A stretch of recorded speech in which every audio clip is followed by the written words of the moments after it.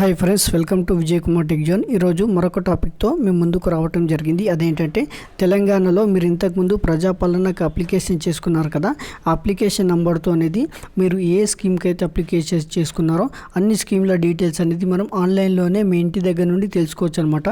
అది ఏ విధంగా తెలుసుకోవచ్చో ఇప్పుడు మనం తెలుసుకుందాం అనమాట. వీడియోను ఎక్కడ స్కిప్ చేయకుండా చూడండి, అప్పుడే మీకు కంప్లీట్ ప్రాసెస్ అనేది తెలియడం అనేది జరుగుతుంది. ఇప్పుడు మనం టాపిక్లోకి వచ్చేసి, మీరు తెలంగాణలో ప్రజాపాలనకు అప్లికేషన్ పెట్టుకున్నారు కదా, అలా పెట్టుకున్నప్పుడు ఏ పథకాల కోసం అప్లికేషన్ పెట్టుకున్నారో ఆ పథకాలకు అనేది ఇండివిజువల్గా మనం అప్లై చేసాం కదా, దానికి సంబంధించిన డేటా అనేది మనకు వెబ్సైట్లో పొందుపరచడం అనేది జరిగింది.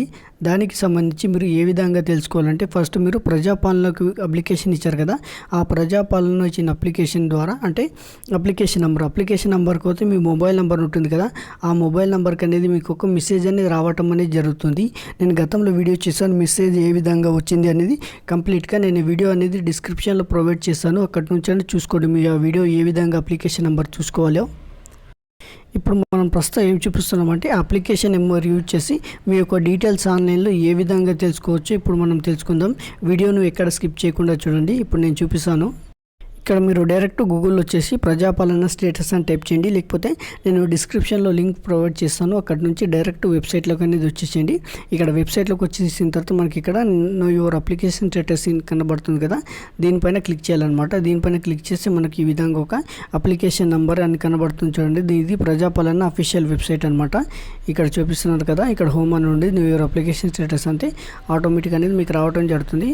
ఇక్కడ మీ యొక్క ప్రజాపాలన అయితే ఏ అయితే అప్లికేషన్ నెంబర్ మీకు మెసేజ్ వచ్చిందో ఆ అప్లికేషన్ నెంబర్ అనేది మనం ఇక్కడ టైప్ చేయాలన్నమాట. అప్లికేషన్ చాలామందికి రాలేమంటున్నారు, ఖచ్చితంగా వస్తున్నాయండి. లేకపోతే నేను గతంలో చెప్పాను కదా ఏ విధంగా మీ యొక్క అప్లికేషన్ నెంబర్ తెలుసుకోవాలో, ఆ వీడియో చూసి అనేది మీ అప్లికేషన్ నెంబర్ అని తెలుసుకోండి.